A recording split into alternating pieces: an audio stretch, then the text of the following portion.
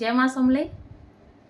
आपण मैंने जानुछन पितृपक्ष चलुछे आउ जने आज्ञाटे प्रश्न करिछन पिंडदान उपरे तर्पण उपरे पितृपक्ष उपरे आपण किछि कहन कहि करी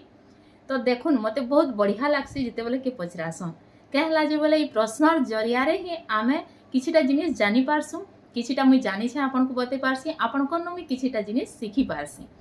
तो जेंता कि आपण माने जानिछन कृष्ण पक्ष आउ शुक्ल पक्ष आउ पितृपक्ष अछि।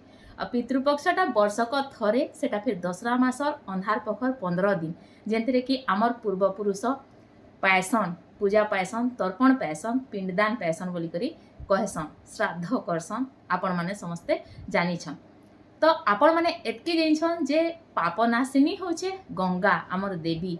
आ मुक्ति पीठ जेंटा कि होचे गया काना आपण माने जानिछन जे गंगा गोटे देवी आन और जेन गया रे आपण जाउछन पिंडदान करूछन श्राद्ध करूछन से गयाटा गोटे असुर आन बोली करी। तो आसनी ऊपर आज चर्चा करमा। तो गया होछन गोटे असुर जे कि विष्णु को बहुत पूजा करुथिले वसुदेव को पूजा करथिले आ एतकी संतुष्ट करथिले जे तांकर असुर के माने उद्धार करबार लागि बोली करी वंशज के से विष्णुकर नु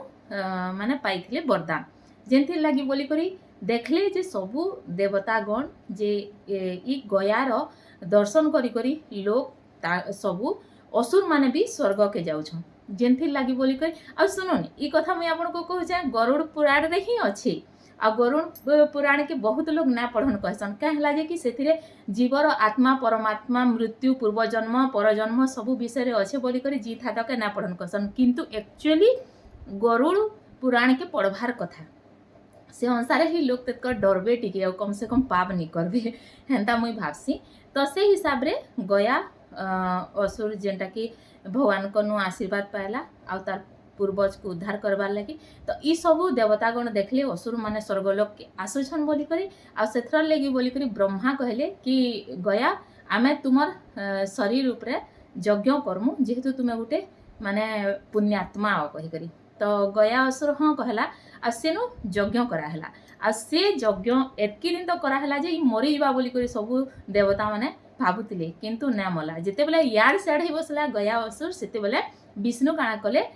धरती के संभाले बोली पहाड़ा के सेते बेले रखी देले जेहेतु से पुण्यात्मा थिले सेते बेले गया तांको मागी थिले जे जे भी तांकर पूर्वजर पिंडदान मनी के आसी करी करबा ई जगह रे करबा तो से मोक्ष प्राप्ति करबा बोली करी आ आपण माने यहाँ देवी जीवे बेला गयानु से जेन शिलाटा अच्छे जेनु तार माने पिंडदान करसन सेटा के प्रेत शिला बोली करी कहसन आ विष्णु सेनु पहा रखिछन आपण माने जेइथिबे गंगानु बेले आपण माने देखिथिबे। तार परे इनो 2 नंबर कथा आपण को मैं कहमी गरुड़ पुराण हिसाब रे यमलोकटा 49,000 योजन दूर अच्छे आउ सेनु जेन देवदूत माने ताहाको नहीं करी जायसन सेते बेले तांको बहुते असुविधा हेसी माने दुख भुगसन जेंथि लागि बोली 10 दिन तक लगातार तांको पिंडदान दिया जायसी। आपण माने देखिथिबे दान दपान दिया जायसी से समय रे छता दान करसन खट सुना वस्त्र पिढ़ा खटली बहुत दान करसन कि तांकर रास्ता सुगम हो बोली करी कारण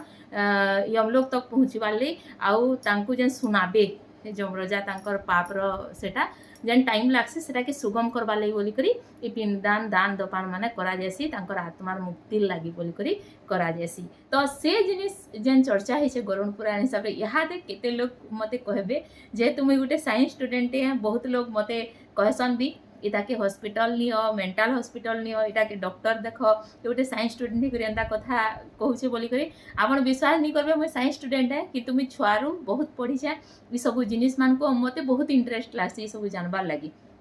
एज आमर नालंदा विश्वविद्यालय के पुड़े नेले आ सेनर पुस्तक पत्र नहीं करी अंग्रेज माने बाहर कले जे से थ्योरी माने बाहर करछ नवग्रहर ई बाहर कला से बाहर कला नासा इटा प्रमाण कला अरे आमर वेद पुराण केते आगन अछि केते हजार वर्ष अछि जेनु कि माने नवग्रहर श्लोक अछि ब्रह्मा मुरारी त्रिपुरांतकारी भानु शशि भूमिसुत बुधश्च माने भूमिसुत बोली करी मंगल ग्रह के कहछे एस तुमे मंगल ग्रह के कहछो कि इटा गोटे पृथ्वीर अंशटिए गोटे एस्टेरोइड आला ओ एंता हला इटा बाहर करूछन। तापरे कहमी हनुमान चालीसा आपण देखिदिबे सेथिरे भी कहे जुग सहस्र योजन पर भानु सेथिरे जेतकी माप हिसाब रे कहाई छे सेटा के यहादे नासा बाहर करिछे कि एतकी दूरे माने अछन बोली करी तो ई सब जिनिस काना आम वेद पुराण रे ना तो इनु जेन मुई कथाटा कहली देखुन क्वांटम फिजिक्स आपण माने पढ़ी क्वांटम फिजिक्स हिसाब रे एंटेंगल्ड पार्टिकल जेनटा कि एक दूसरे साथ जुड़ी थीसन जेनता कि आमर डीएनए आमर पूर्वजर डीएनए मैच करसी बेले आमे पैसु जेनता कि पुरातत्वविद वाले बहुटे जिनिस के मैचिंग करी करी पाएसन डीएनए टेस्ट रे भी पाएसन बहुटे आर्कोलॉजिकल रे भी हे जिनिस माने करा हेसी बहुटे जिनिस जेनथिरे कि पार्टिकल मान को नहीं करी टेस्ट करा जायसी हेंता आमर पूर्वज मानकर जेन अच्छे आमे डीएनए ताकर जेन आमर भितरे अच्छे आमे जेन पिंडदान करसु एंटेंगल पार्टिकल हिसाब रे जदि निया जिबा बेले से हिसाब रे कि आमे जेन पिंडदान करसु से माने जिते दूरे थिले भी से जिनिस के पैसन इटा फिजिक्स भी बाहर करिछि आउ आपण माने ई ऊपर पढ़े भी मुई आपण को लिंक देनमी तले